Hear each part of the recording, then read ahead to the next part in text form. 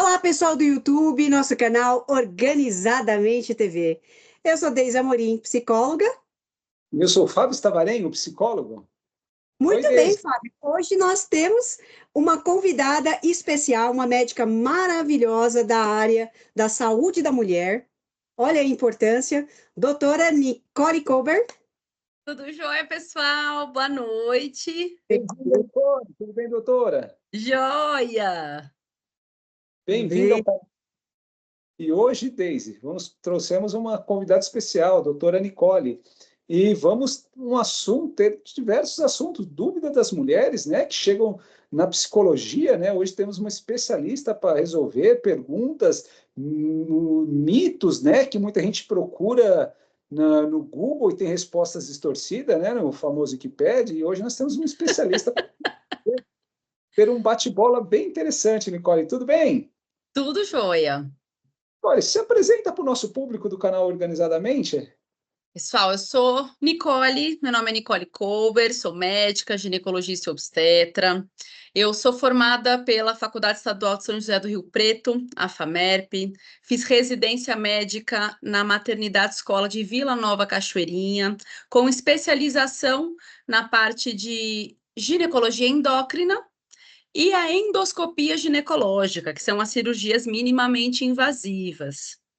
Atualmente trabalho nos três setores, né? Trabalho no meu consultório particular, eu trabalho com plano de saúde e trabalho também no SUS.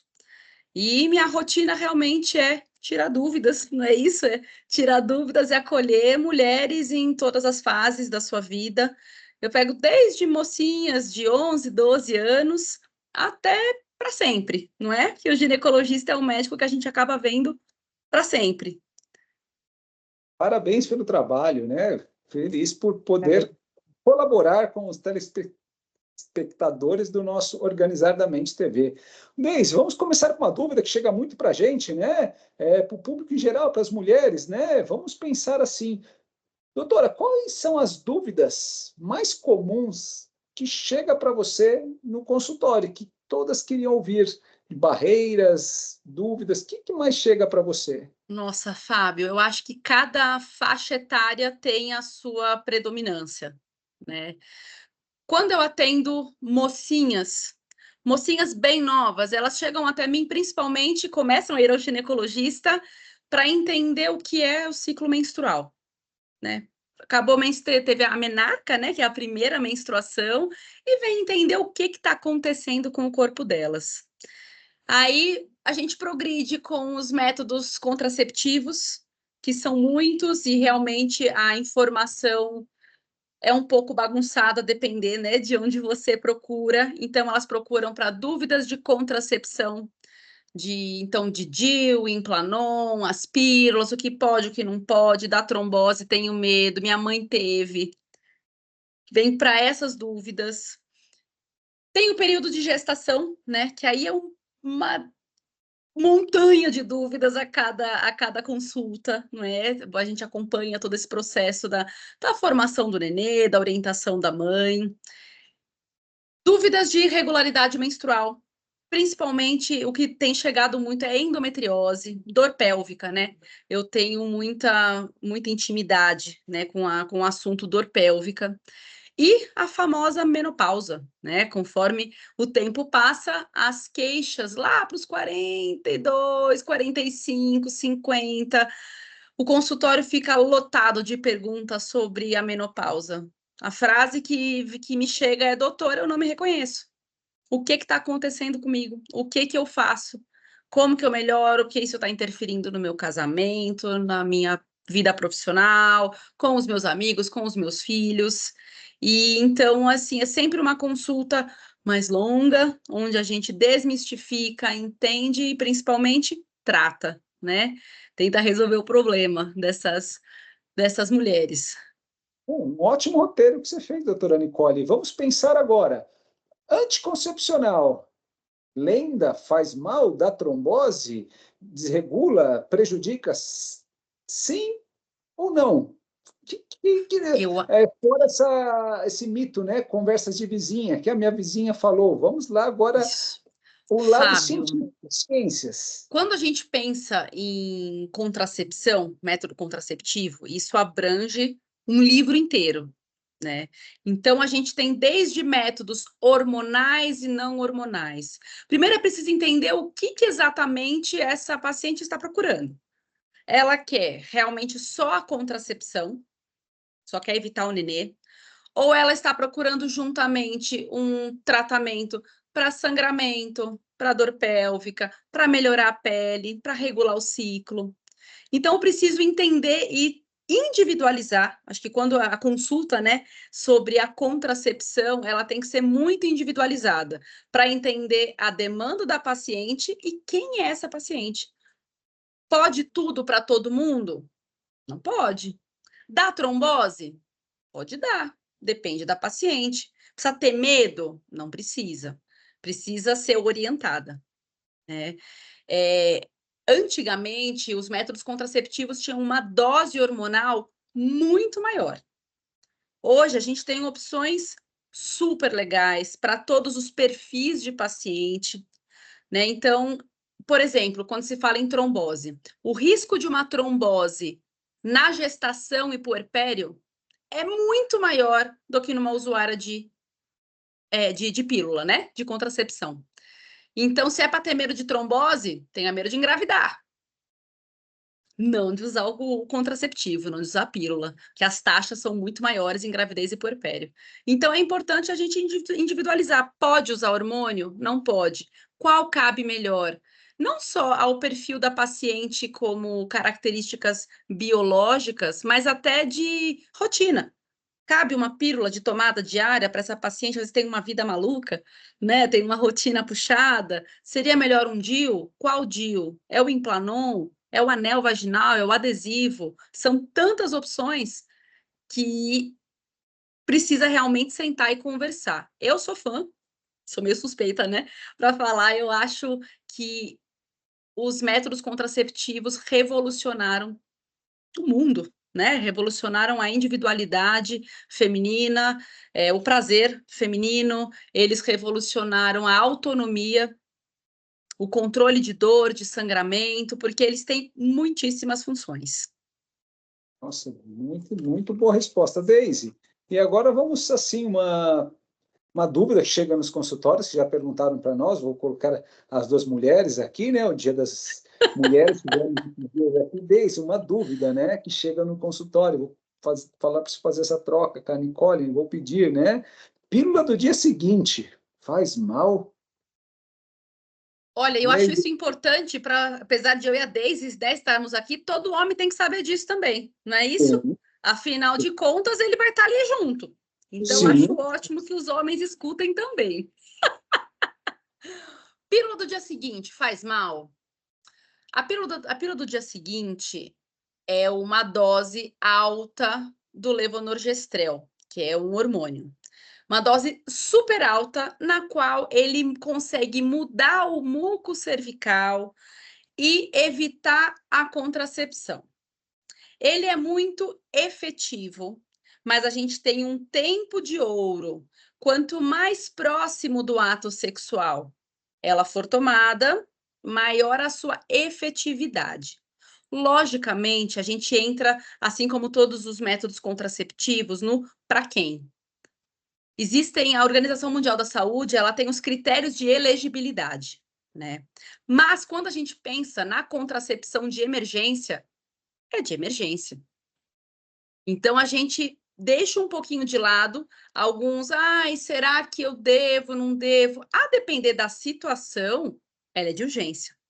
Ela é segura, mas quem toma tem que saber que pode bagunçar o ciclo menstrual, pode dar efeito colateral de dor de cabeça, de mal-estar.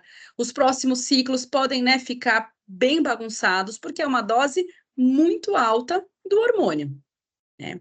Por exemplo, em casos de violência, né, em casos de violência sexual, parte do protocolo, uma das primeiras medicações que se dá é a pílula do dia seguinte, né? A gente tem disponível no hospital como contracepção de emergência. E então, faz mal. A gente tem como tudo, acho que na vida, tem que botar na balança. né? Tem que botar na balança. Ela é de urgência.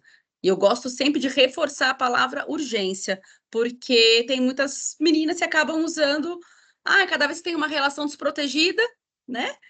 Eu vou ali na farmácia, compro, não é uma medicação cara, né? Vou ali, compro, tomo, e tá sempre bagunçada. Lógico, ela não é contracepção de rotina, e nem deve ser usada como, porque aí fica perigoso. Se toda semana, todo mês, eu for lá e tomar uma pílula do dia seguinte, pode bagunçar e pode dar problema. Mas, eventualmente, né? Eventualmente, numa urgência, precisou, está disponível para isso.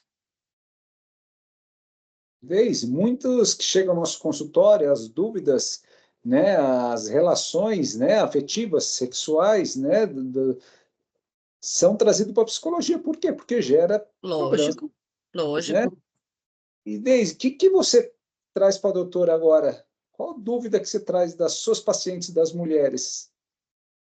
Falando sobre a questão do anel vaginal e o Implanon, o tempo, durabilidade, uma das dúvidas que tem é, mas quanto tempo? Será que fica esse Perfeito, tempo todo seguro, né? Ou perfeito. é mensal, enfim. Os métodos, Daisy, os métodos contraceptivos, eles têm uma forma adequada de uso, para começar, né? Então, existe um índice, que é o índice de Pro, no qual a gente avalia a taxa de falha. Por exemplo, você pega uma pílula, tem um índice muito mais alto. Nossa, mas significa que não funciona, né? Por exemplo, a pílula. Não. É que a questão é que é operador dependente. Você precisa tomar certinho para que a taxa seja boa, para que fale pouco, né? O Implanon, ele é um método com a menor taxa de falha atualmente. Então, é um método só de progesterona, o que é muito bom para as mulheres que têm contraindicação ao estrógeno, né? E ele entra, assim como os DIUs, no grupo dos LARCs, que são os métodos contraceptivos de longa duração.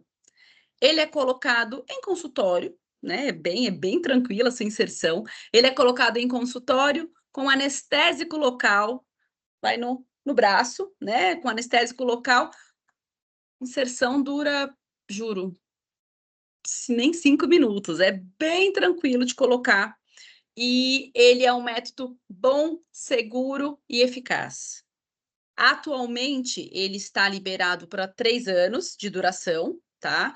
Porém, tem alguns projetos que já permitem a sua extensão para duração de 5, mas ainda hoje ele ainda é liberado para 3 anos. Não existe uma idade correta, né? Tanto que eu coloco em muitas mocinhas. Ai, mocinhas virgens, ai, mas vai usar contraceptivo? Aí ele não entra como contracepção, ele entra como controle de sangramento. Muitas meninas anêmicas que sangram muito, porque a ideia dele, como ele é contínuo, assim como todos os métodos contínuos, a ideia é que diminua muito o fluxo ou chegue até mesmo a interrompê-lo. Tá? Então, assim, ponho bastante Implanon também, acho super legal. Tem efeito colateral? Pode ter. E como eu vou saber se eu vou ter, doutor? Irregularidade? Pondo. Não tem como saber como uma mulher vai responder a um novo método, a uma nova molécula no corpo, a não ser pondo. O anel vaginal.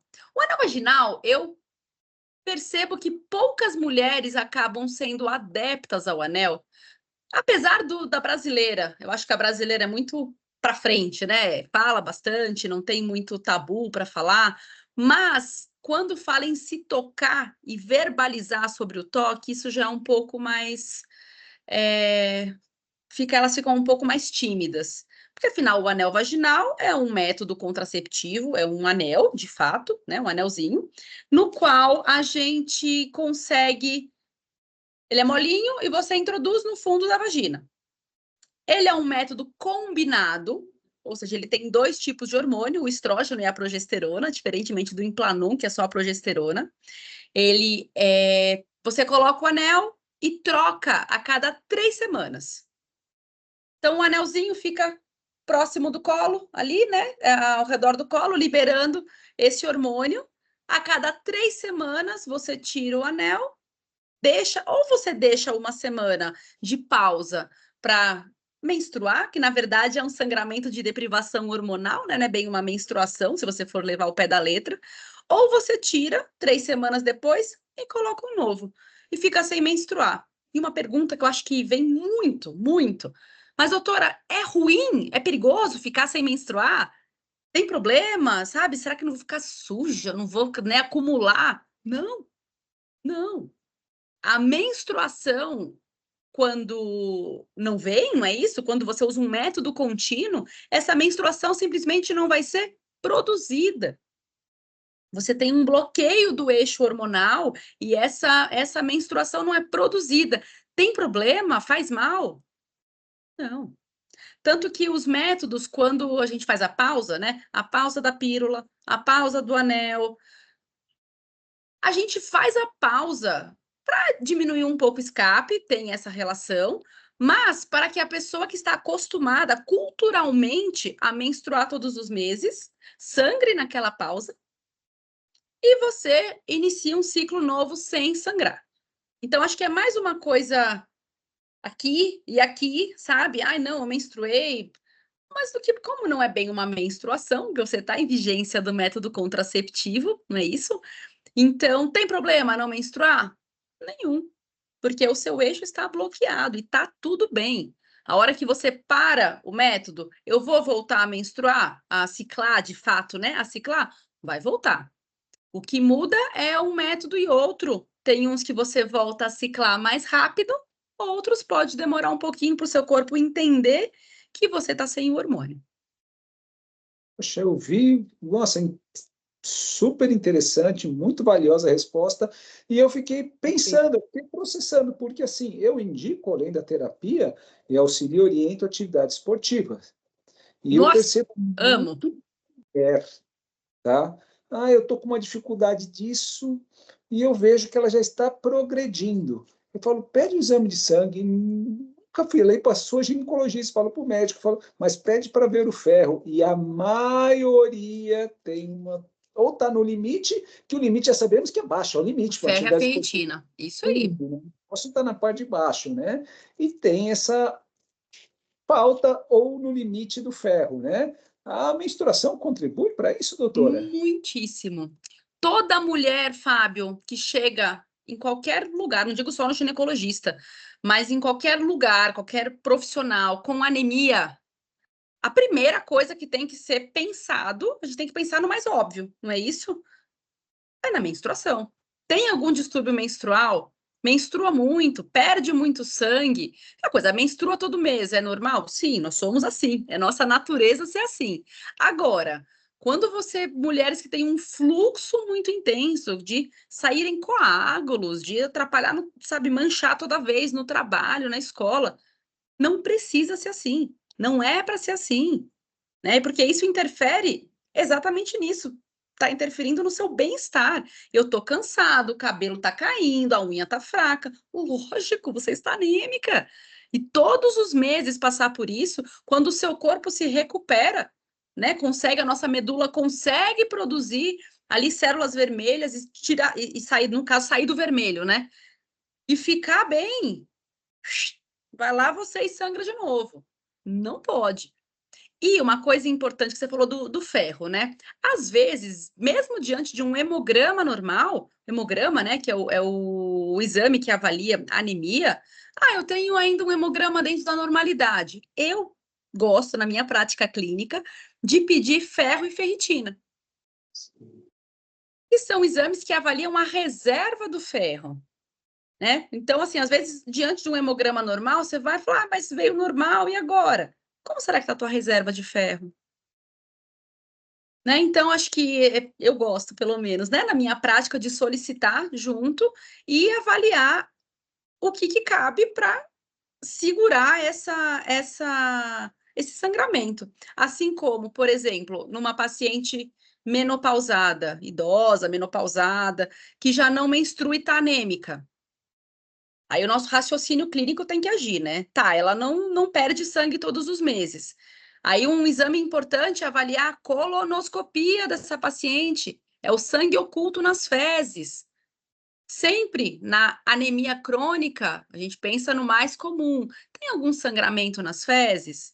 Existe alguma anemia secundária, uma doença mais grave que não foi rastreada? Porque doenças graves podem dar uma anemia.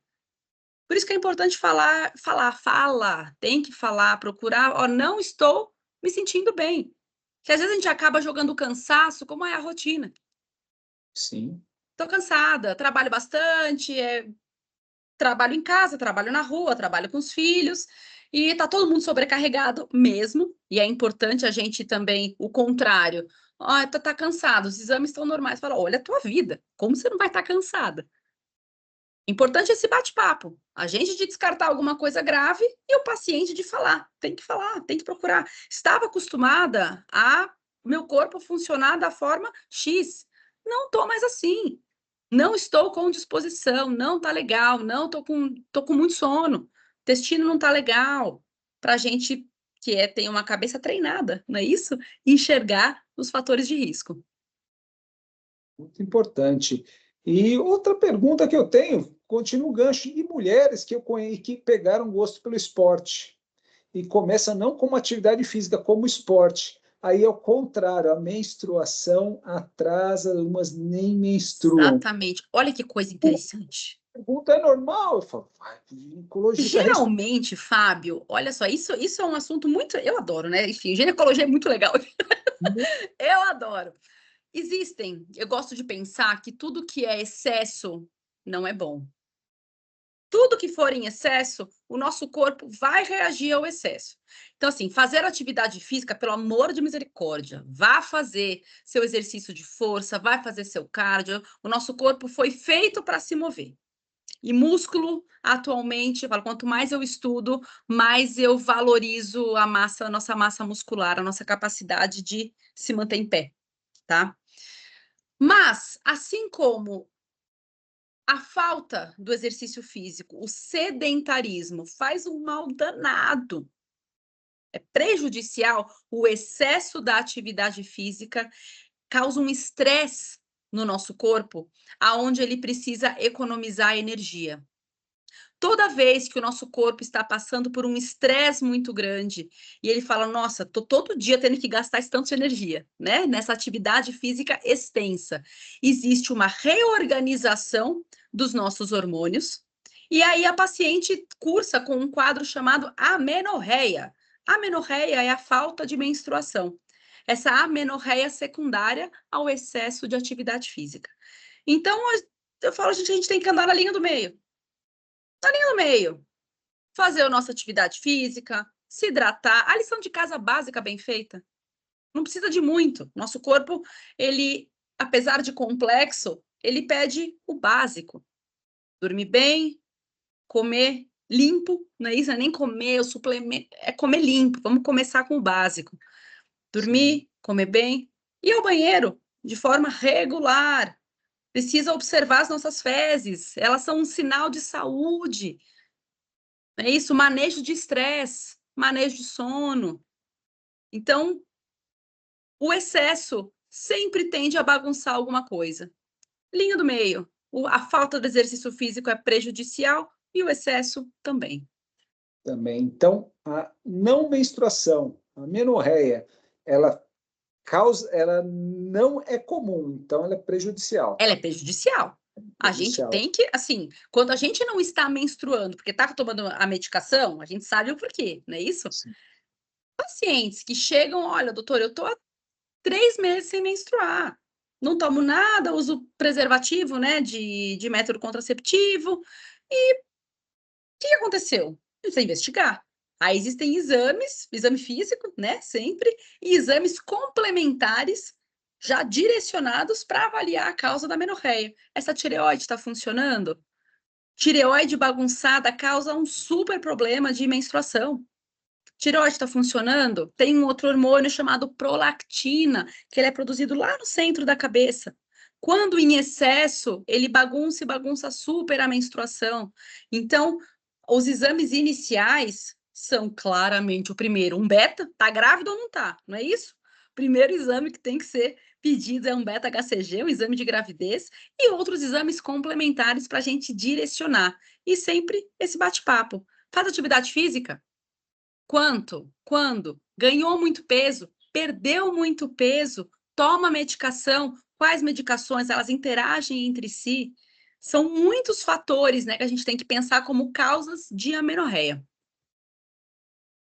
Muito bem. Problemas ginecológicos. Vamos lá, Vambora! pergunta não é polêmica, mas torna polêmica para alguns barreira ainda, né? Problemas ginecológicos atrapalham na relação sexual? É comum doer o ato sexual? Não, não, assim, é frequente, mas não é comum, não é para acontecer, né? Sim, eu falo, sexo tem que ser gostoso, tem que ser prazeroso para os dois, é um momento de intimidade, faz parte da nossa saúde. Parte da nossa saúde contempla a saúde sexual. Então, quando você chega até mim, as pacientes chegam até mim e falam: olha, eu tô tendo dor para ter relação. Por quê? Era assim? Não era? Aí tem, na verdade, é multifatorial. Desde um exame físico, avaliar esse conteúdo vaginal, essa história dessa paciente, quantos anos tem? Como que é a tua relação com esse parceiro? Tem admiração? Tem esse desejo mesmo, né? Passou algum creme vaginal? Mudou o lubrificante? Tá usando um preservativo novo? Não é para doer. Aí as causas da dor realmente, aí é o bate-papo para a gente entender quem é essa mulher, qual é o universo dela, quando dói. E quando a gente fala assim de realmente da vida sexual, quando você pensa, dói em todas as relações, em todas as posições. A gente pensa mais para o lado de cá. Olha, dói quando eu tenho essa ou aquela posição sexual. A gente já pensa em outra coisa, pensando em anatomia, né? Nossa cabeça já pensa na anatomia dessa paciente, quais as patologias, quais as causas que podem doer esse ou daquele jeito. Mas é para doer? Não é para doer. É para ser bom, é para ser prazeroso, é para namorar gostoso. Sim. Ô, Deise, agora que você escutou, eu vou falar para você, se você lembra, né?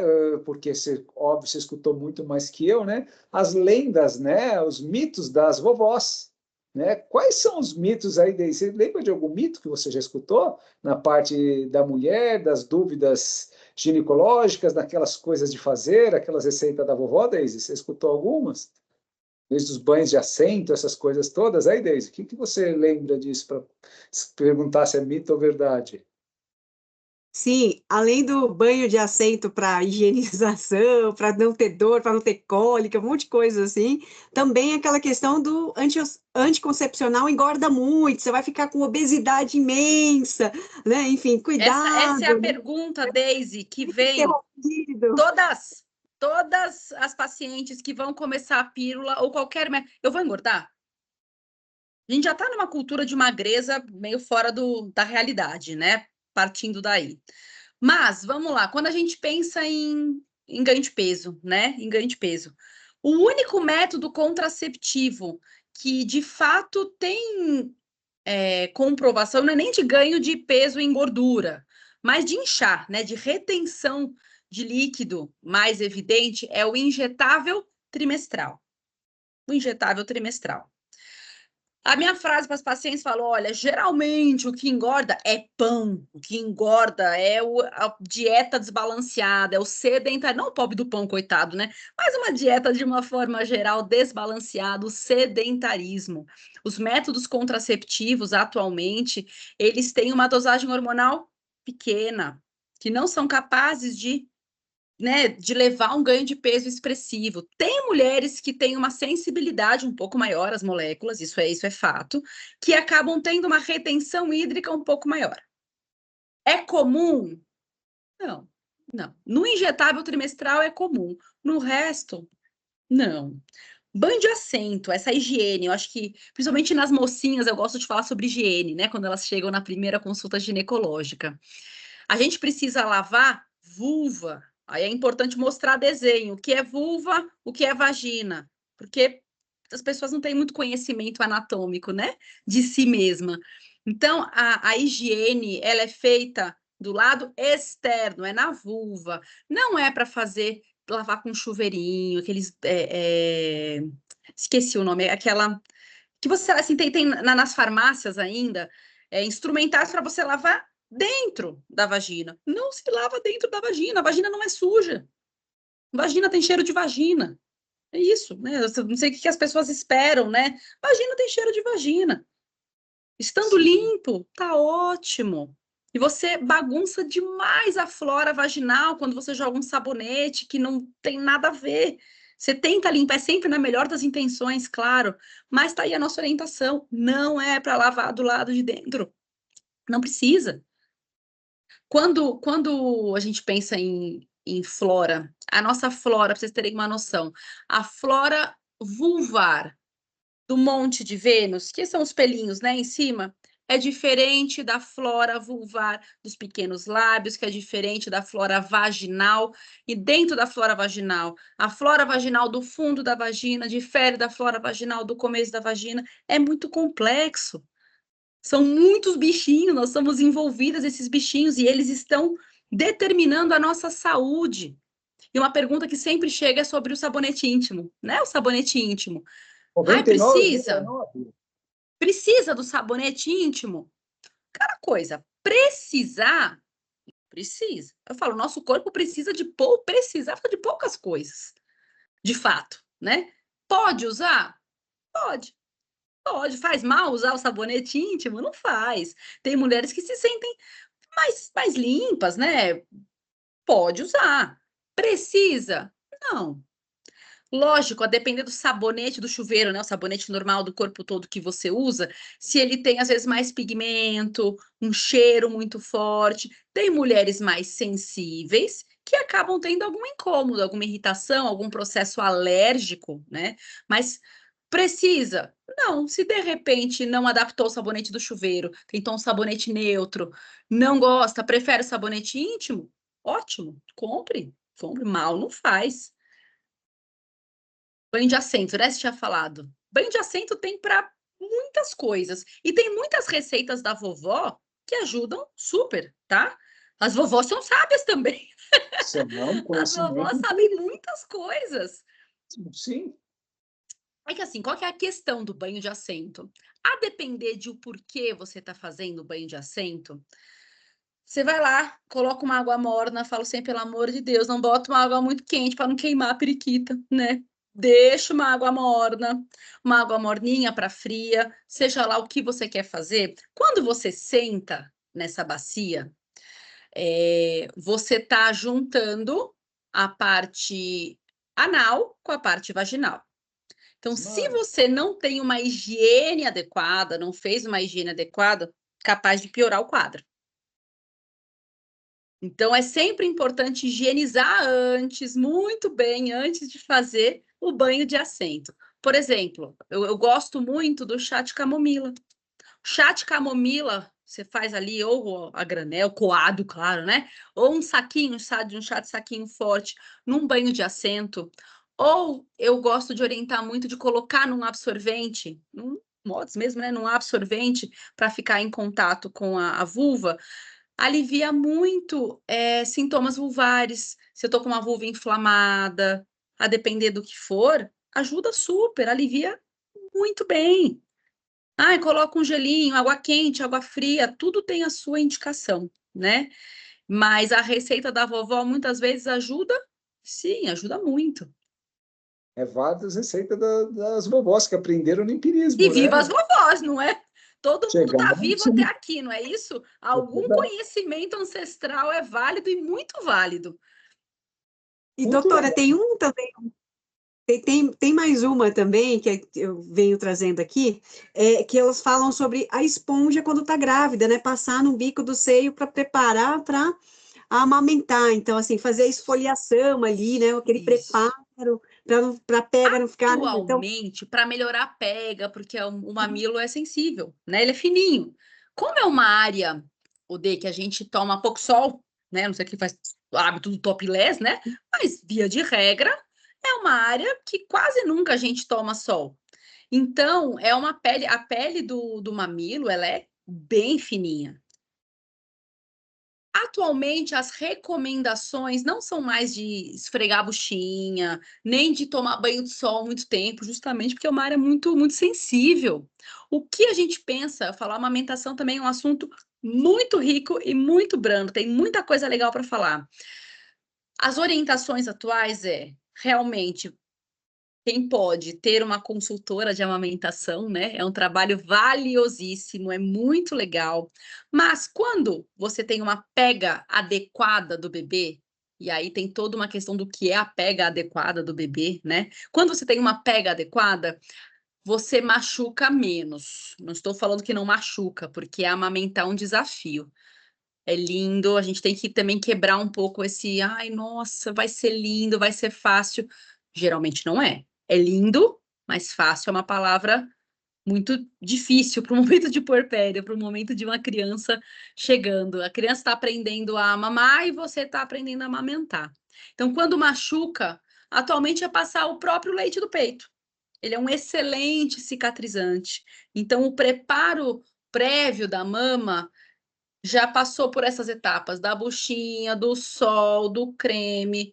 Atualmente, realmente machucou o próprio leite do peito e ajustar a pega do bebê.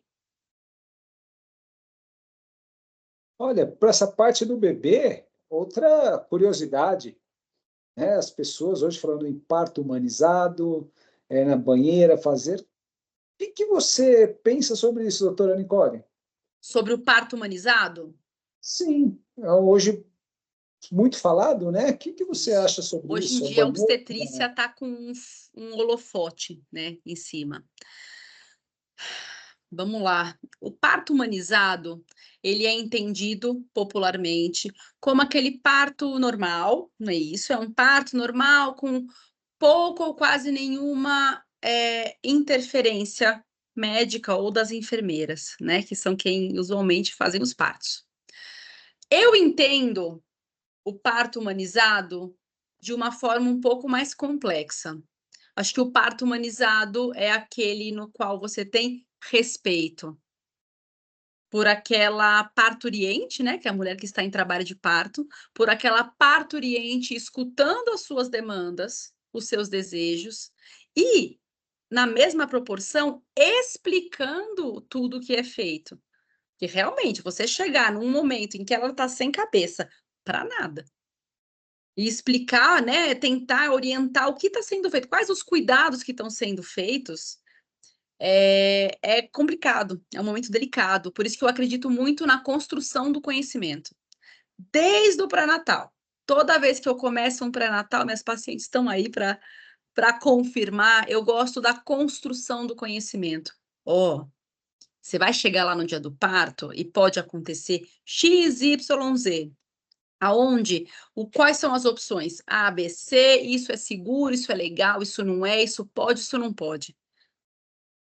Quando elas chegam munidas de conhecimento, acho que desenrola de forma muito mais fácil, porque realmente eu não tenho filhos ainda, mas eu acredito que você chegar num ambiente, principalmente quando não é o seu médico que faz o seu parto, não é? Uma pessoa que você não sabe, nunca viu, não sabe da competência técnica daquela pessoa, que vai encostar em você, você fala, meu Deus, é assustador. É assustador.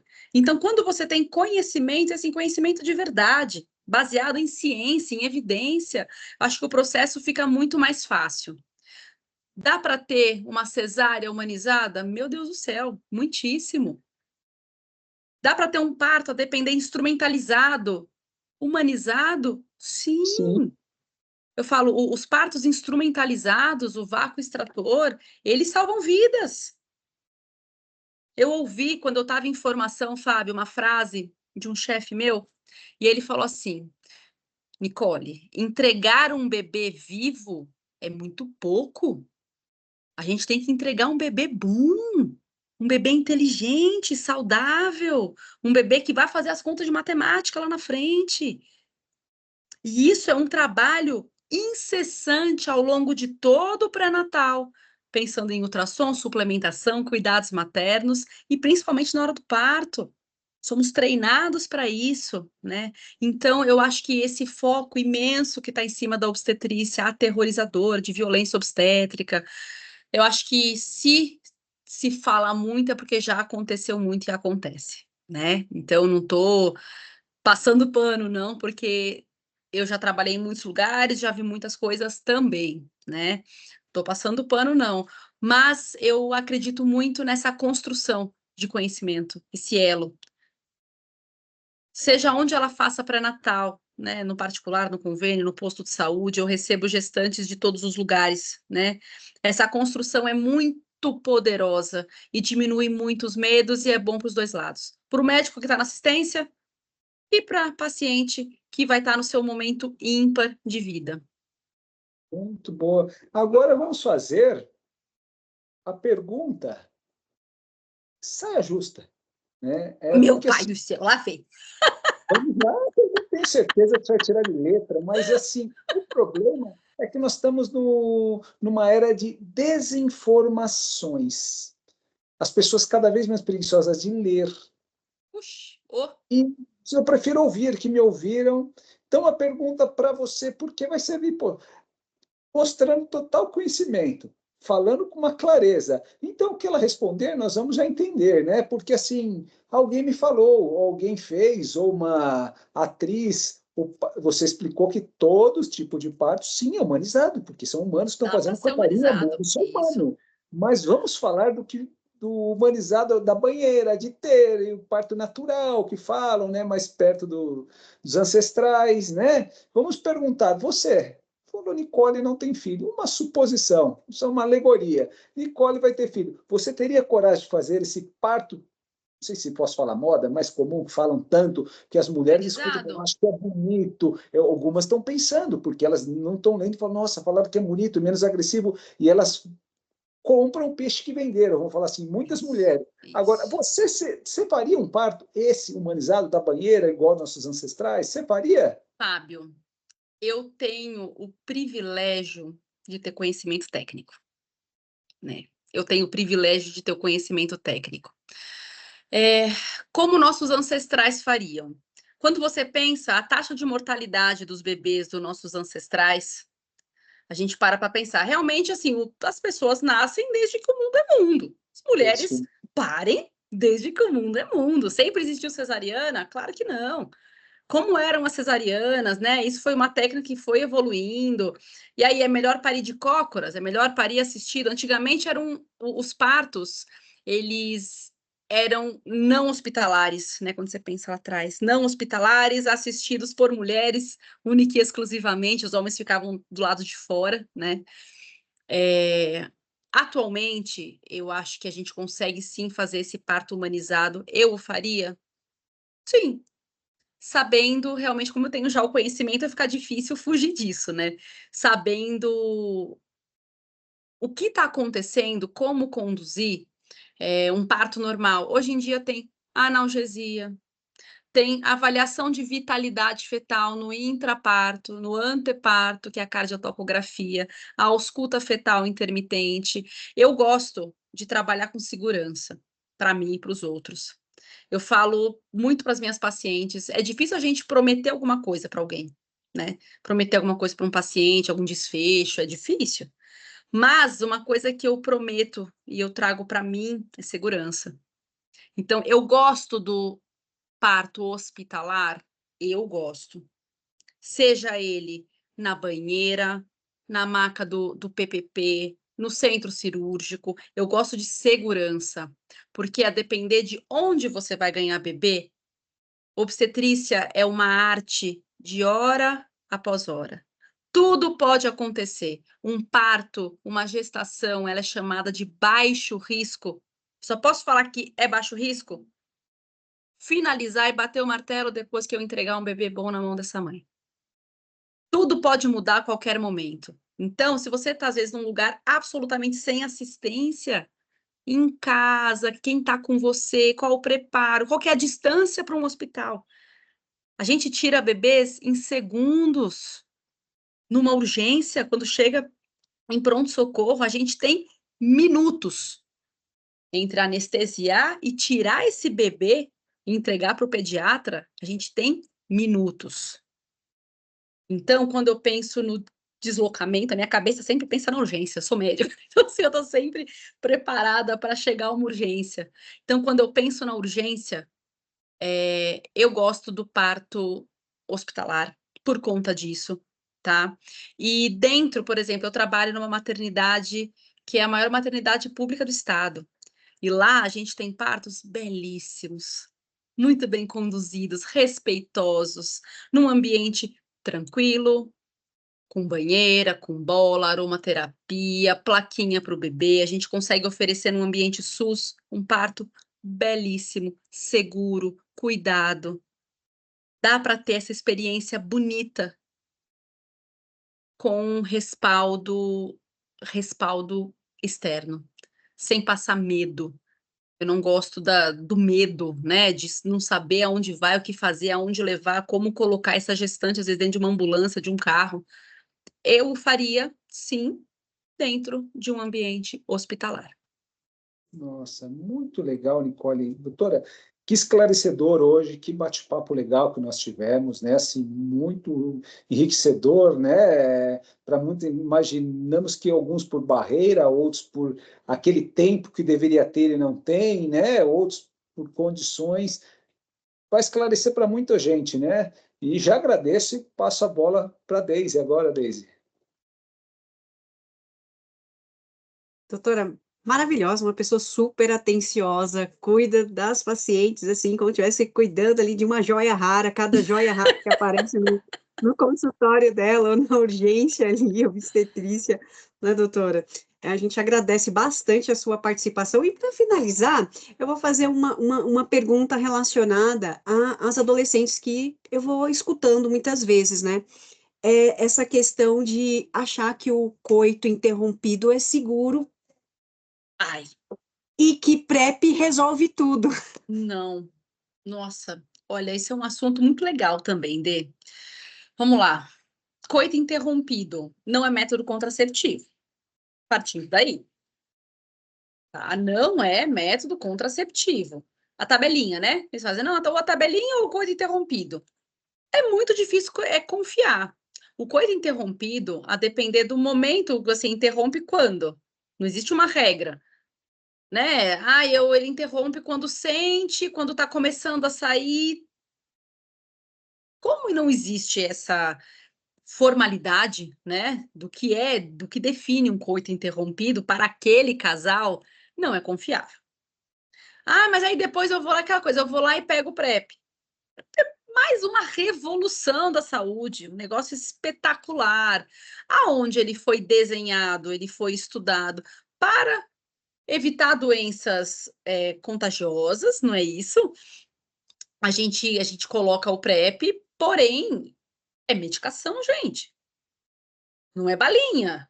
Assim como a pílula do dia seguinte tem um efeito dentro do nosso corpo, o PrEP não vai ser usado de rotina para quem não tem indicação.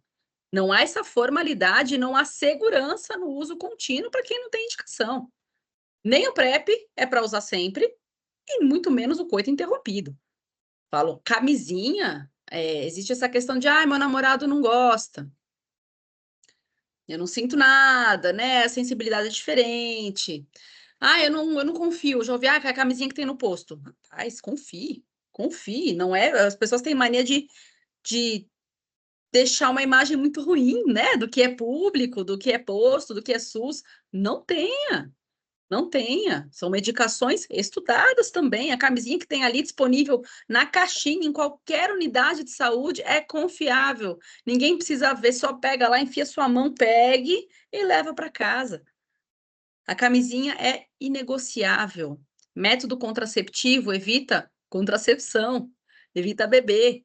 Camisinha evita doença. Precisa, a camisinha é inegociável. Para quem tem acesso, hoje em dia você vai na farmácia, tem mais fininha, mais grossinha, com textura, lisa, de vários tamanhos.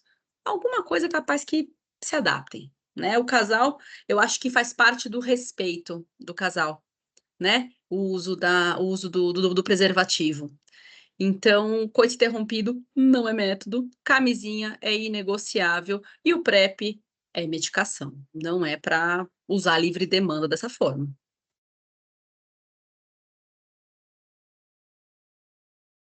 Muito bem, prazer tê-la aqui conosco, Nicole. Assim, Prazer é eu todo meu. me encanto, espero estar com você mais vezes. Eu me encanto quando vejo um profissional falar que nem você, que os olhinhos brilham. E nós brigamos na terapia, porque muita gente chega na terapia com muita angústia e fala: o que eu tomo, o que eu faço? Fala assim: se você não Imagina. mudar, se você não fizer algo que você é apaixonada, apaixonado, não tem jeito, você vai Nossa, ter eu adoro. angústia de trabalhar A o Dê que já você foi no não meu gosta. consultório, eu adoro o que eu faço. Eu tenho muito prazer em cuidar de mulheres, né? Isso é realmente minha vida, né? Minha vida, eu gosto demais disso, é muito bom. Prazer conversar com vocês. Como eu fico feliz quando alguém vê que os olhos brilham pela profissão. É muito gratificante ter. Me despeço por aqui. Daisy, Doutora, eu só tenho a agradecer mais uma vez, sempre participando, ajudando, trazendo informações importantes, cuidando da mulher, valorizando toda a saúde da mulher. E esclarecimento, mais do que cuidar é esclarecer. A informação é tudo, né? Então, quanto isso é importante, e ela trabalha isso com muita intensidade, todo aquele cuidado médico, com tanta ética, e também a questão de trabalhar o conhecimento para que as pacientes tenham ali toda a noção de Isso tudo aí, que está isso acontecendo sobre aí. a sua saúde, né, e sobre os caminhos que podem buscar para a qualidade de vida. Então, só tenho a agradecer. Eu que Pergunta, agradeço o convite, muito feliz. estou super feliz, Fábio também, ficamos todos felizes aqui. Deixe as perguntas para a doutora, a descrição, no canal tem a descrição ali dos dados dela, né? Onde pode encontrar, marcar uma consulta, uma orientação, a doutora tem aí a disponibilidade do Instagram, né, doutora, Pessoal, para sou acompanhar. super disponível. Tô sempre por aí. Muito bem, obrigada. dia de Um beijo, hoje. pessoal. Tudo bom para Beijo, você. até mais. Tchau, tchau, pessoal. Deixa o Tchau. joinha para nós já. Se inscrevam no canal. Tchau, tchau.